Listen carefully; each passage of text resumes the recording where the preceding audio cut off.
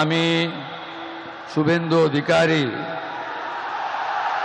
ঈশ্বরের নামে শপথ করিতেছি যে विधि द्वारा स्थापित।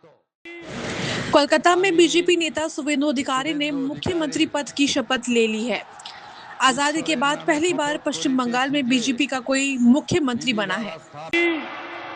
আমি শুভেন্দু অধিকারী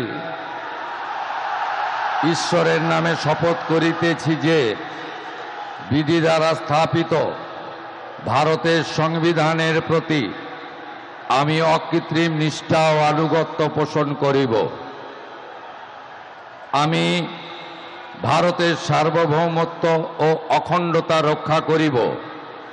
পশ্চিমবঙ্গ রাজ্যের মুখ্যমন্ত্রী রূপে আমার কর্তব্যসমূহ নিষ্ঠাপূর্বক এবং বিবেকসম্মতভাবে নির্বাহ করিব এবং ভয় বা পক্ষপাত প্রীতি বা বিদ্বেষ রহিত হইয়া সকল শ্রেণীর জনগণের প্রতি সংবিধান ও বিধি অনুসারে ন্যায় আচরণ করিব।